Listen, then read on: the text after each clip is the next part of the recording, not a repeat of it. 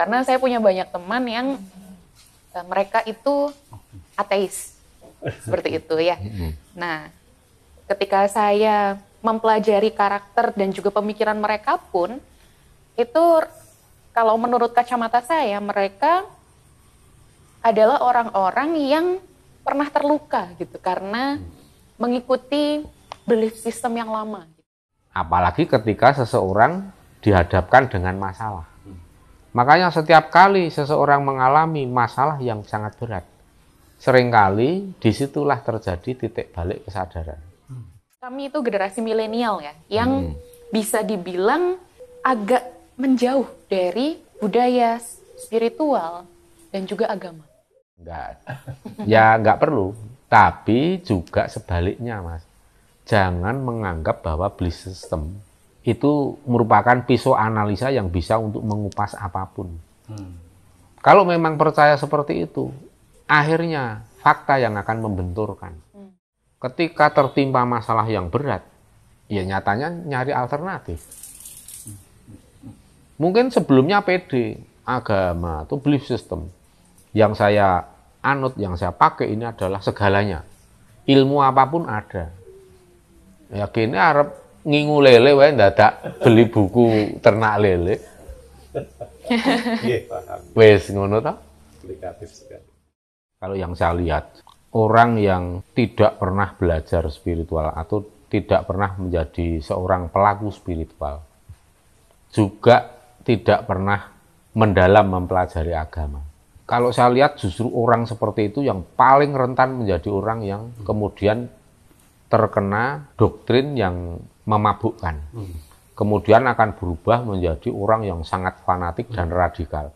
Ketika kita memasuki ilmu yang tidak terasing oleh alam semesta, menjadikan diri kita tidak teralinasi lagi dengan alam semesta, tidak terisolir, tidak terasing oleh alam semesta. Akhirnya apa yang dirasakan? Kita nyaman, tentram, bagikan kita berada di dalam pangkuan sang ibu bumi dan di bawah rengkuan sang Bopo Angkoso.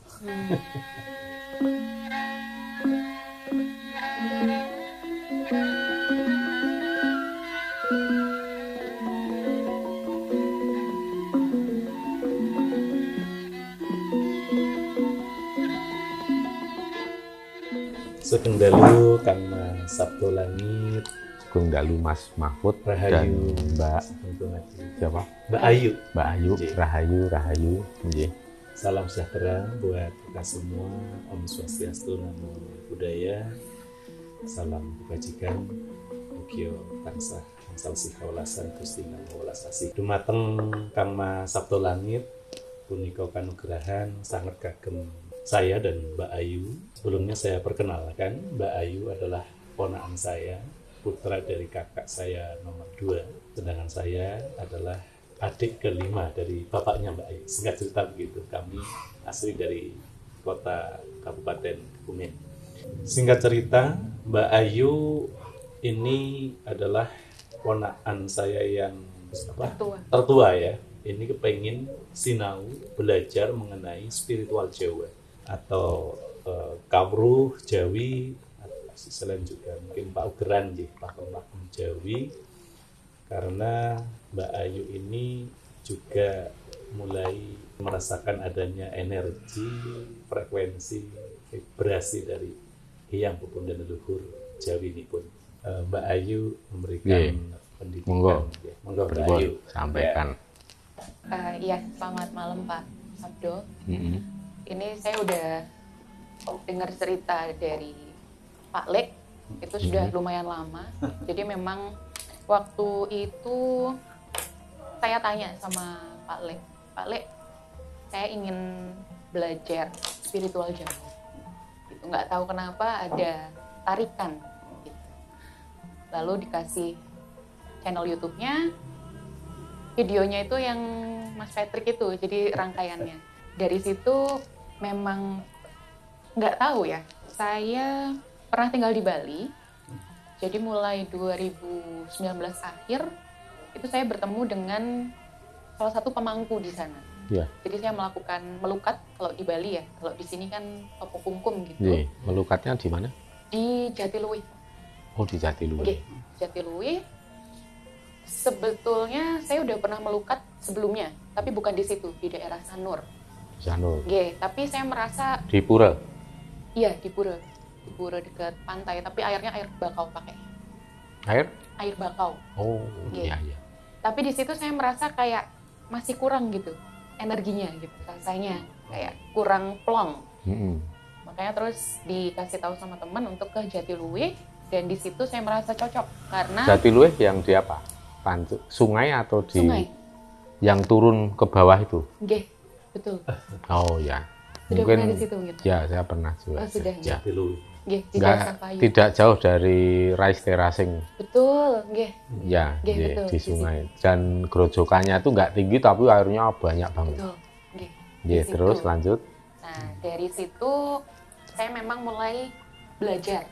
Itu belajar, ngobrol-ngobrol sama Pak Mangkunya, dan terakhir kemarin sekitar bulan Agustus itu memang karena saya udah beberapa kali ke situ. Kemudian Pak Mangkunya bilang sama saya, kamu kalau mau belajar spiritual itu nggak usah jauh-jauh ke Bali, nggak apa-apa, di tempatmu aja. Karena kalau ke Bali mesti biayanya bolak-balik ya. Nggih, Gede lumayan. berat di ongkos itu. Iya, iya. Nah, Cuma kan terus? memang karena saya sudah pernah tinggal di situ, jadi sudah biasa Nah. gitu. Tapi memang ya itu saya mencari gitu. Karena profesi saya sekarang salah satunya itu adalah life coaching, Pak. Life coaching. Nggih, jadi saya membantu orang-orang, anak-anak muda sih lebih tepatnya, yang kehilangan jati diri mereka. Gitu. Wah, bagus Karena banget itu. nggih, betul. Pekerjaan yang sangat mulia. Amin, nggih. Nah, dari situ saya memang kayak apa ya, batin gitu. Nek memang saya harus ngajak klien-klien saya ke Bali, ya sudah saya tak ke situ. Tapi kalau memang saya bisa membawa klien saya itu di Jawa, gitu, tolong tunjukkan gitu. Tunjukkan entah gimana caranya. Gitu. Itu Oh, saya gitu. batin gitu. Lah terus ternyata memang benar. Pertama itu tarikan saya adalah untuk sowan ke simbah-simbah saya di Kota Gede. Oh ya. Iya, Ya, makanya ya. saya bilang ke paman gitu, Pak Lek, Diantar sana. iya, diantar sana ke Kota Gusti Gede. apa? Iya, Kota siap. Gede di mana? Gusti Panembahan Senopati. Oh, Gusti langsung dari ke Panembahan. makam Nggih. raja-raja di Nggih. Kota Gede. Nggih, Langsung. langsung. Kanjeng Panembahan Senopati. Terus Oke, nah ternyata di luar ekspektasi saya malah diajak juga ke Merapi, kemudian diajak juga ke sini. sempat kungkum nggak di Kota Belum. Gede? Belum. Belum, nggih. Langsung ke karena, Merapi. nggih, karena terbatas. Tapi memang kepengen ngerasain ke sana. Karena memang apa ya, saya merasa karena yang di Jatiluwih itu kan memang di sungai ya, jadi energinya itu sangat powerful gitu. Betul ya. Nggih, makanya pas ke Merapi itu saya ngelihat kok ada mata air, jadi kepingin, cuma nanti cari waktu gitu untuk ke situ. Ya, Tengkali Kuningnya Umbul Lanang, Umbul Waten. Oh, Lanang, di Umbul. Nah, itu Umbul kurang Lanang. lebih Iya. seperti itu.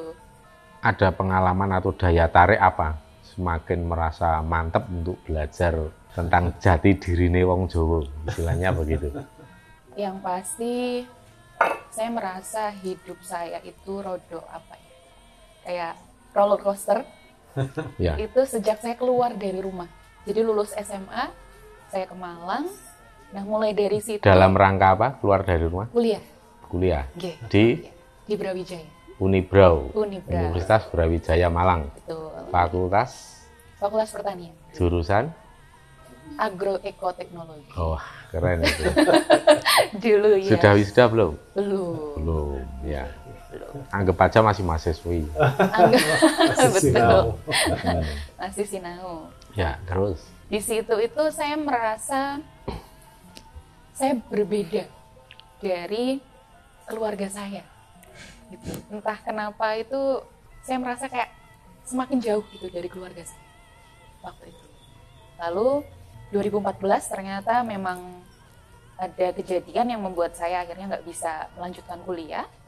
Lalu saya dijemput sama paman, Ke Bromo dulu. ke Bromo dulu, lalu ke Jogja. Hmm, Gitu. Nah, dari situ saya mulai mencari gitu, melakukan pencarian. Bahkan saya pernah juga itu sampai apa ya, saya benar-benar bukan cuma jauh dari keluarga, tapi juga jauh dari agama saya gitu. Saya mempertanyakan agama saya sendiri, seperti itu. Tapi seiring waktu, ya mulai dari Bali itu, jadi mulai melukat pertama itu 2019 sampai 2020, ya sampai sekarang mungkin ya. Itu saya merasa hidup saya itu mengalami percepatan. Jadi yang tadinya itu dibolak-baliknya itu kayak pelan-pelan. Nah, mulai 2019 sampai kemarin itu rasanya tuh kayak cepet banget. Jadi masalah itu ditumpuk gitu. Rasanya gitu. Tapi dari situ akhirnya ya saya semacam serasa dituntun gitu loh, Pak. Jadi dituntun untuk mempelajari spiritual tapi yang tidak ada label agamanya. Setelah itu saya merasa oke, saya harus belajar spiritual Jawa gitu. Ditambah lagi dengan diwejangi ya sama Pak Mangku itu, akhirnya ya sudah. Tapi dari situ setelah saya mempelajari spiritual Jawa, meskipun baru sedikit-sedikit gitu ya, saya justru mulai menekuni agama saya sendiri juga gitu. Jadi kayak semacam beriringan gitu. Bukan berarti setelah saya belajar spiritual Jawa, saya semakin jauh dari agama saya, tapi justru semakin didekatkan gitu. Karena saya merasa itu beriringan gitu. Itu seperti itu sih Pak, kurang lebih. Jadi semua orang itu sebenarnya bisa mengalami titik balik kesadaran. Titik balik kesadaran maksudnya dari kesadaran yang sifatnya itu level bawah, terus kemudian meningkat sampai bisa mencapai apa yang dinamakan kesadaran murni. Kalau membayangkan kesadaran murni itu seperti apa ya, kalau saya pribadi, kesadaran murni itu berarti kesadaran yang dimiliki oleh sang sukmo sejati kita. Jadi hubungannya dengan kesejatian. Kesejatian itu ya kebenaran sejati. Jati diri kita yaitu kesadaran sukmo sejati atau guru sejati kita. Dan bagi orang Jawa, guru sejati atau sukmo sejati itu adalah Tuhan yang ada di dalam diri. Makanya saya berani mengatakan kalau kesadaran sang sukmo sejati itu tidak akan pernah salah. Kalau ada kesalahan, tentu bukan dilakukan oleh sang guru sejati atau sukmo sejati. Jadi sukmo sejati itu sama dengan guru sejati. Karena beliaulah pembimbing kita, yaitu sukmo diri kita sendiri. Itu tidak akan menuntun ke jalan yang sesat atau salah. Kalaupun ada yang salah, tentu itu adalah kesadaran level bawah yang dimiliki oleh kesadaran ragawi kita. Nah, kesadaran ragawi kita itu lahirnya dari mana, Mas? Ya dari ponco indro. Kalau ditanya sumber hawa nafsu dari mana? Ya dari ponco indro itu, ya enggak? Bukan dari hati. Angkoro itu bukan, sebenarnya lahirnya bukan dari hati. Pintu masuknya, hati itu hanya mengolah kok, Mas. Kalau masuknya itu ya dari ponco indro. Misalnya ada seseorang yang sirik melihat tetangga yang sukses, ngiri. Itu diawali dari apa? Dari panca indera kan? Dari mata, telinga, ya kan? Dari situlah masuk. Kemudian diolah oleh apa namanya? Hati. Maka hati itu ibaratnya tempurung kalau dalam ilmu syariat tarekatnya itu hati. Hati itu paling sulit untuk dikupas. Lebih sulit mengupas tempurung daripada kulit kelapa. Orang itu kebanyakan gagalnya saat mengupas tempurung atau saat menaklukkan hati kita. Lah terus kudu piye?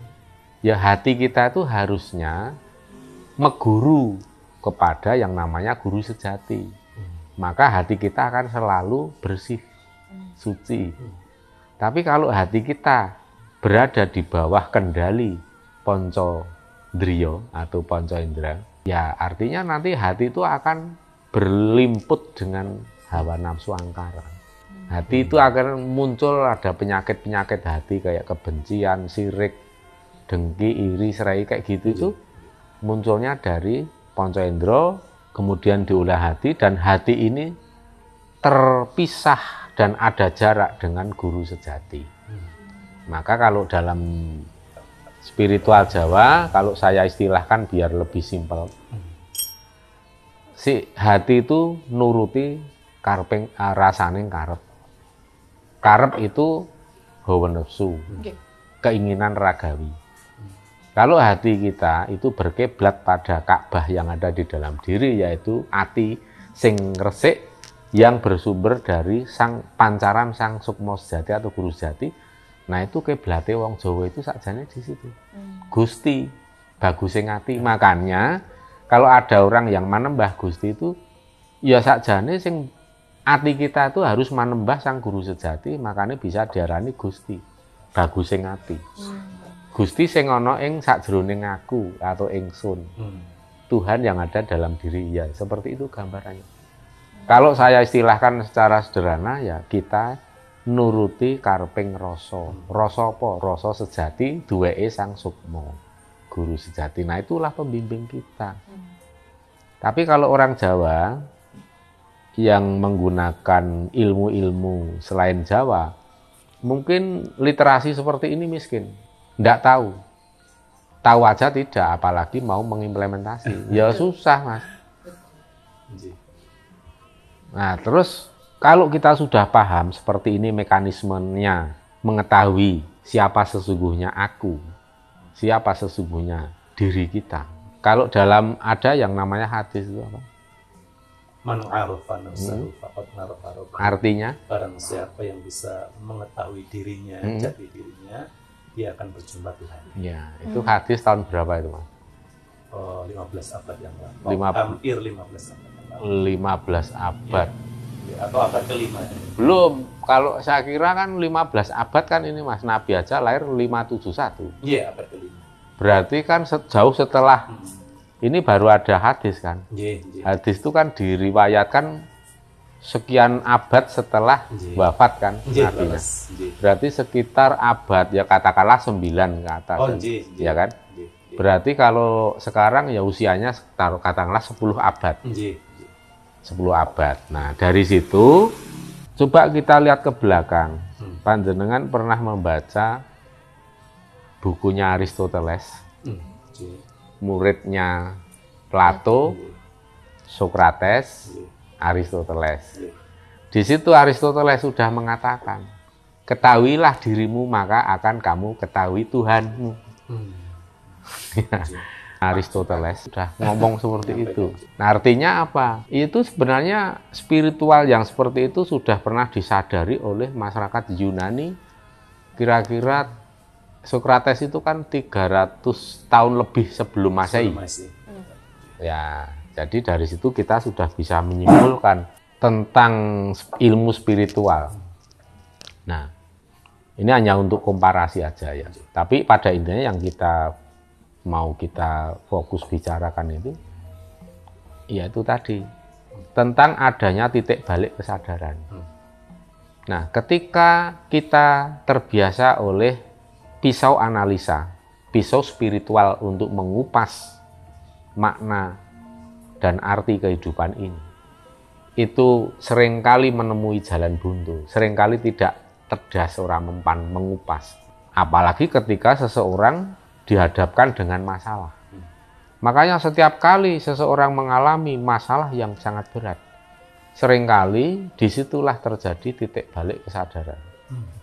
Tentu saja titik balik kesadaran itu seringkali diikuti oleh berubahnya belief system yang dipakai. Belief system itu kan pisau analisa juga.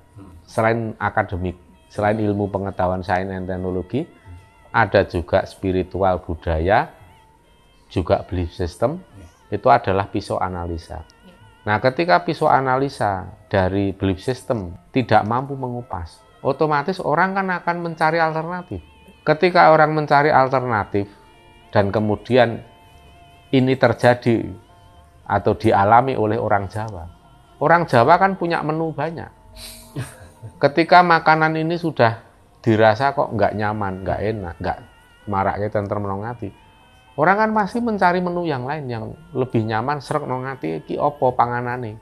Oh ternyata jangan lodeh terong. Nah, lawe tempe goreng garit. Nah, terus kayak sambel lombok keriting. Waduh. Malah ngulu itu aku mah. Bahaya mah gerus langsung gerus. Nah, pada saat seseorang mencari alternatif, kemudian orang yang paling dekat meraba-raba alternatifnya karena orang Jawa, ya pasti kearifan lokal. Kalau itu dialami oleh orang Papua, ya pasti lokal wisdom Papua. Kalau dialami saudara-saudara kita di Sunda, ya pasti kearifan lokal Sunda. Karena yang paling dekat, tetangga yang paling dekat, ya itu tadi.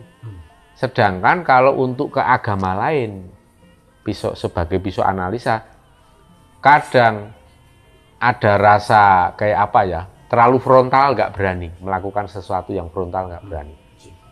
Nah kalau seperti yang terjadi dengan Ayu tadi, kemudian di Bali, karena beberapa waktu lamanya itu hidup di Bali, otomatis mau nggak mau kan terjadi persinggungan, sentuhan-sentuhan yang intensif dengan local wisdom di Bali.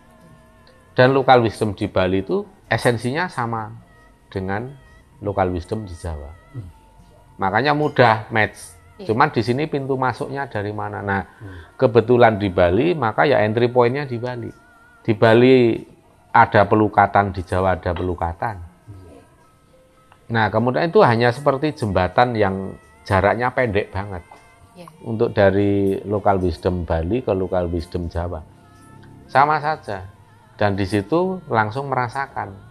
Karena apa? Ya sebenarnya local wisdom Jawa, Bali itu sebenarnya natural banget. Sangat natural. Dan menjadikan diri kita itu tidak teralinasi oleh alam semesta. Sekarang bayangkan Mas, kita hidup di alam semesta, tapi teralinasi oleh alam semesta. Kita ini hidup di alam semesta, tapi teralinasi, terasing, terisolir oleh alam semesta. Ada pepatah itu paling gampang apa coba? Paling istilah tuh. Ayam mati di lumbung padi. Iya. Ayam mati di lumbung padi. Cocok deh. Cocok. Ya ini spontanitas saja tadi. Itu kan betapa ironis kita mati di lumbung padi. Betul. Kita mati justru karena terasing oleh alam semesta. Padahal alam semesta ini kan sumber kehidupan kita. Tapi kalau kita terasing, apa jadinya? Orang akan hidup itu selalu merasakan ketidaktentraman, ketidaktenangan, gelisah, ada kegalauan yang terus-menerus itu terjadi setiap hari. Sampai kapan orang betah? Belum lagi ada muncul rasa emosi yang luar biasa ketika melihat orang yang tidak sependapat, orang tidak sepaham, tidak sealiran.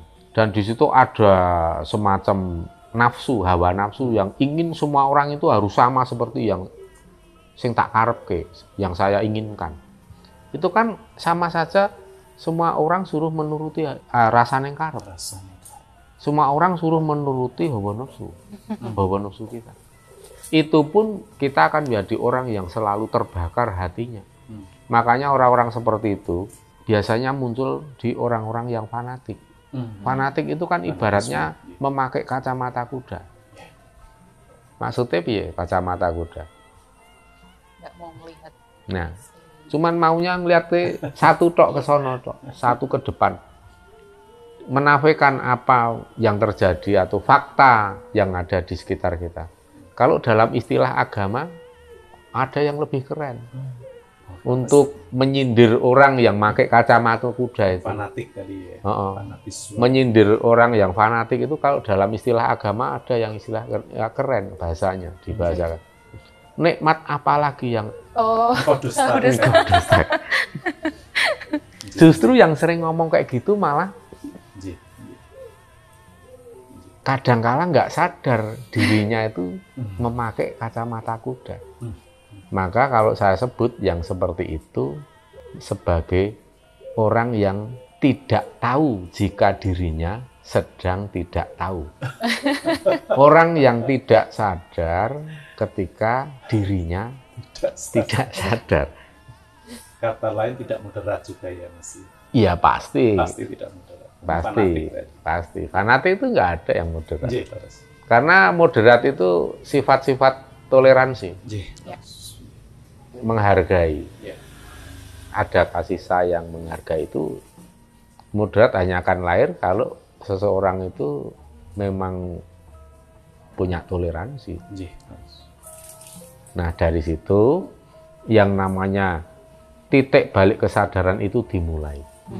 Tapi saat titik balik kesadaran dimulai, yang terjadi dengan Ayu ketika titik balik kesadaran dimulai, kemudian banyak mengambil nilai-nilai kearifan lokal atau local wisdom. Tapi seiring sejalan juga mempelajari agamanya yang disematkan di KTP. Nggih.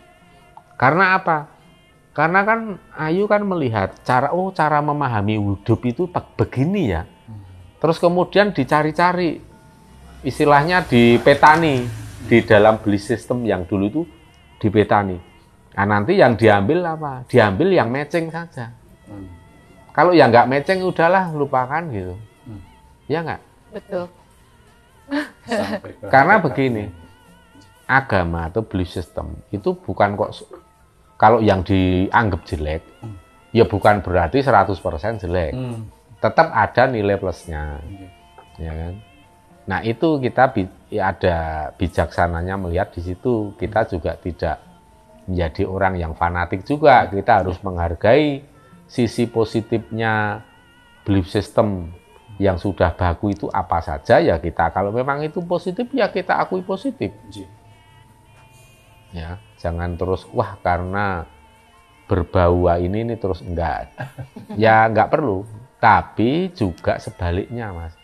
Jangan menganggap bahwa belief system itu merupakan pisau analisa yang bisa untuk mengupas apapun. Kalau memang percaya seperti itu, akhirnya fakta yang akan membenturkan. Ketika tertimpa masalah yang berat, ya nyatanya nyari alternatif. Mungkin sebelumnya PD, agama atau belief system yang saya anut, yang saya pakai ini adalah segalanya. Ilmu apapun ada. Ya kini arep ngingu lele wae ndadak beli buku ternak lele. Nggih, paham. Wes ngono ta? Aplikatif sekali.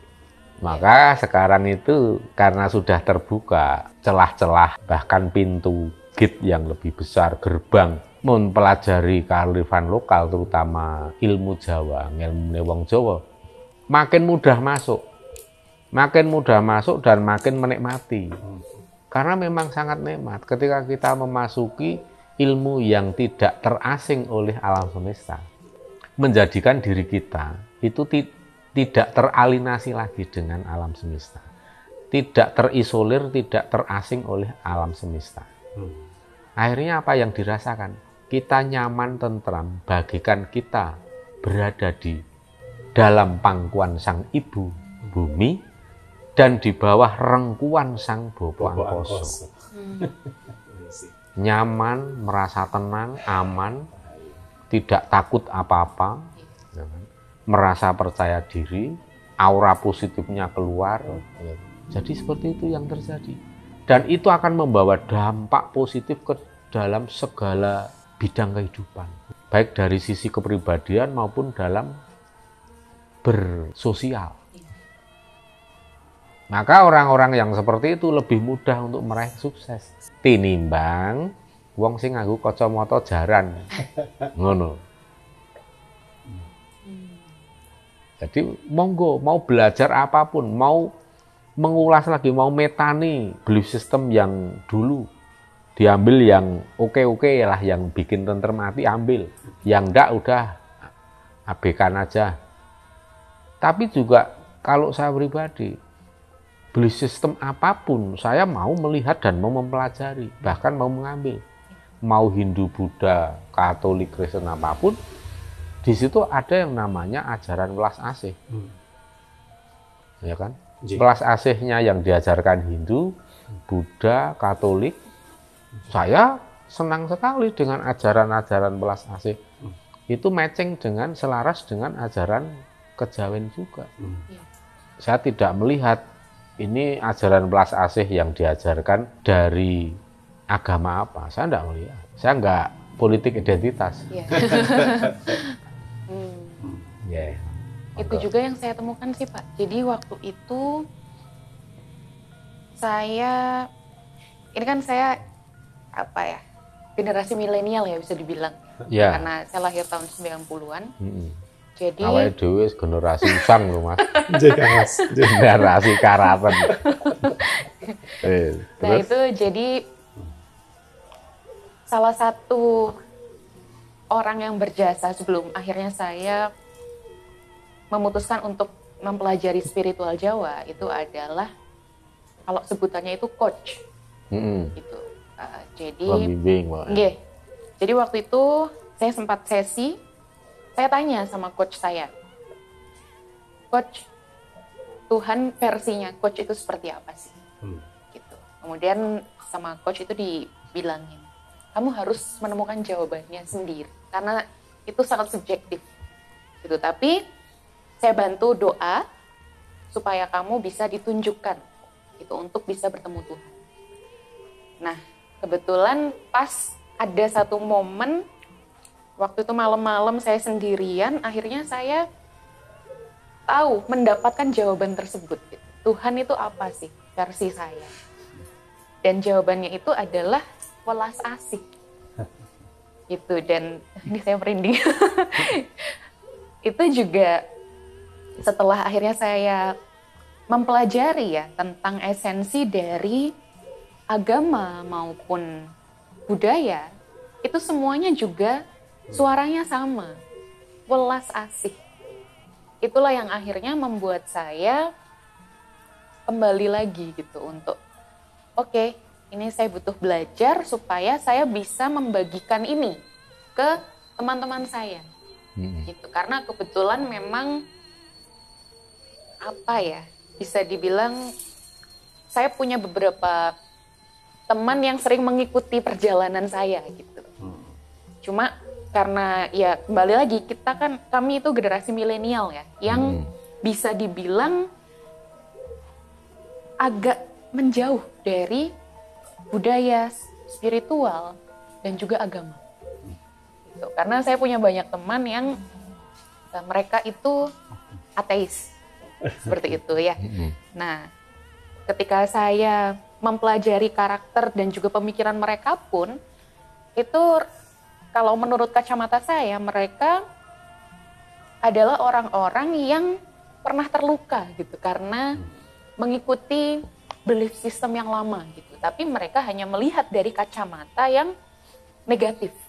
Seperti itu. Dan mereka malas untuk menggali lagi gitu. Apakah memang benar kacamataku tentang belief system, tentang spiritual itu negatif atau memang aku yang kurang dalam mempelajarinya? Itu seperti itu. Begitu, Pak. Kalau yang saya lihat, orang yang tidak pernah belajar spiritual atau tidak pernah menjadi seorang pelaku spiritual juga tidak pernah mendalam mempelajari agama. Kalau saya lihat justru orang seperti itu yang paling rentan menjadi orang yang kemudian terkena doktrin yang memabukkan. Kemudian akan berubah menjadi orang yang sangat fanatik dan radikal. Itu saya melihat banyak kasus.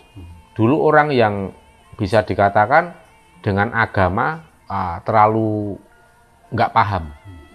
Juga tidak menjalankan syariat dan lain-lain.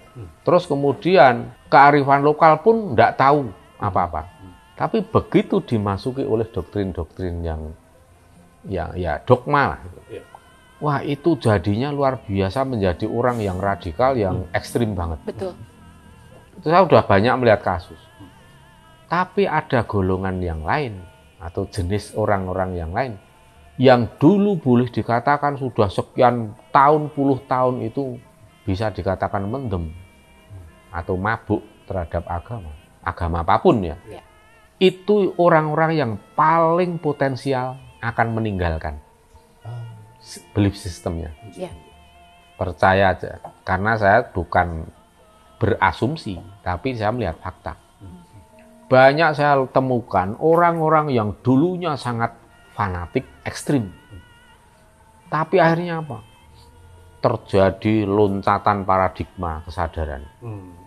Titik balik kesadaran yang benar-benar radikal juga.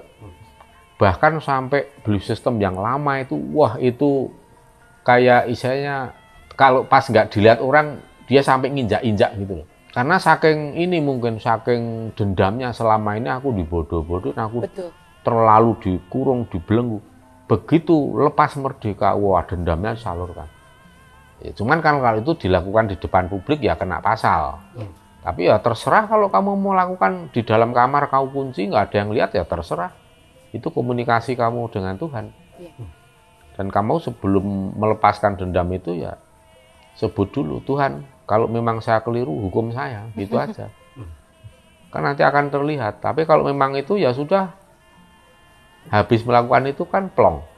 Setelah itu udah nggak, dendamnya hilang, menjadi bijaksana. Nah, ketika orang sudah mengalami hal seperti itu, maka akhirnya menjadi orang yang tangguh, yang nggak bisa lagi untuk didoktrin apapun agama, apapun belief system. Bahkan oleh spiritual lokal juga, local wisdom pun tidak akan terus kemudian menjadi fanatik ke local wisdom, juga enggak. Ya. Tapi akan bijak. Karena pernah mengalami suatu peristiwa, pengalaman yang sangat pahit, hidup bertahun-tahun, bahkan puluhan tahun di kerangkeng di dalam gua. Begitu keluar dari gua, dia baru sadar, wah gila ini, ternyata katanya di dalam gua itulah yang paling indah, pemandangan paling indah di muka bumi, ternyata. Nah, ibaratnya seperti itu analoginya. Maka potensi yang perlu dilihat itu adalah generasi penerus yang jauh dari agama atau setengah-setengah, tapi juga tidak tahu tentang yang namanya kearifan lokal. Itu begitu kena racun belief system, sudah mau disuruh untuk melakukan bunuh diri. Itu loh yang bahaya. Maka kita kalau bagi sedulur-sedulur yang sudah punya anak remaja itu harus diperhatikan. Ini penting sekali dalam dunia pendidikan. Kalau ada anak yang seperti itu, hati-hati, nanti bisa kaget orang tua. Wah, tahu-tahu kok berubah menjadi ekstrim banget kan. Ada lagi yang ketiga, orang yang dari kecil sampai besar itu sudah terus sering akrab dengan kehidupan tradisional, melakukan nilai-nilai kearifan lokal. Ya. Tapi hanya terjebak pada rutinitas. Dalam agama formal pun banyak kan yang melakukan syariat itu hanya rutinitas. Betul. Esensinya nggak dapat. Hakikatnya. Iya kan? Apalagi makrifatnya. Semua orang punya potensi untuk terjebak melakukan sebuah rutinitas. Artinya dia melakukan hanya untuk biar absah, menggugurkan kewajiban, katakanlah begitu. Itu pun kalau dalam kearifan lokal, kalau orang yang dari kecil sampai besar itu terjebak hanya dalam ritme seperti itu, ya hanya untuk menggugurkan kewajiban, menggugurkan beban moral, ya kan? Ya itu nanti akan rentan juga. Orang seperti itu mudah akan kemudian masuk ke agama formal menjadi orang fanatik. Itu juga bisa. Makanya kalau dalam ilmu Jawa itu ya sederhana. Ilmu itu kan harus dilakoni. Ketemunya kan dilaku. Ya dilakoni sih. Beda kalau orang yang golongan ketiga tadi itu hanya formalitas, hanya teoritis, tapi dalam implementasinya miskin sekali. Tapi kalau orang-orang yang sudah kental dengan implementasi, artinya sudah mengamalkan semua nilai-nilai luhur, nilai-nilai kearifan lokal tadi, dipraktekkan dalam kehidupan sehari-hari, itu yang disebut wong wis dadi wong Jawa. Jiwa kang kajawa. atau Jawi, jiwane wis kajawi. Apa yang dijiwai itu tadi diimplementasikan dalam kehidupan sehari-hari. Orang kalau sudah gitu mapan spiritualnya. Nah, terus pencapaian apa yang diraih? Kalau orang sudah bisa mencapai jiwa kang kajawi, jiwa kang kajowo, yaitu menjadi orang yang merdeka lahir dan merdeka batin. Rasanya kayak apa? Wah, luar biasa, sulit digambarkan. Ayam tentrem, marak ke sehat, marak ke awet nom, marak ke kebal penyakit. Banyak sekali manfaat.